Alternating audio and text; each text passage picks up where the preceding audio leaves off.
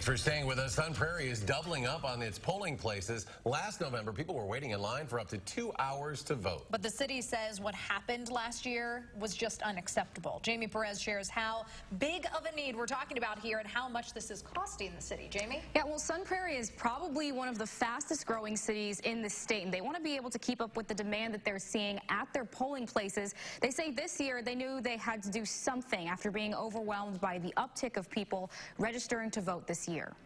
Voting is one of our constitutional rights, but last year some people in Sun Prairie walked away from that when they saw how long the lines were to vote. They were overwhelmed with devout voters, people who were struggling with, small children that were not happy about waiting there for such a long time.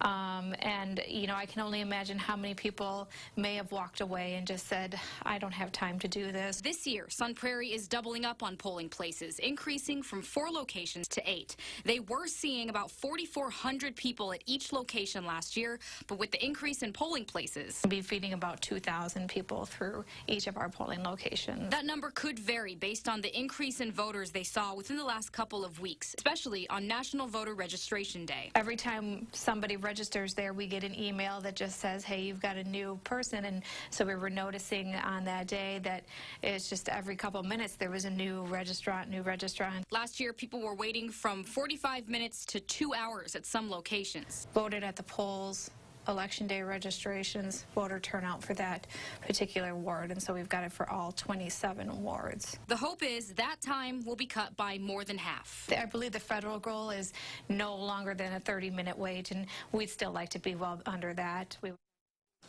Now, this is the costing the city between $16,000 and $25,000 per additional polling location to stock them all with proper voting equipment, but they say it is worth it if it means that everyone will get the chance to vote who wants to. All right, Jamie Perez reporting for us tonight. Thank you, Jamie. Sure.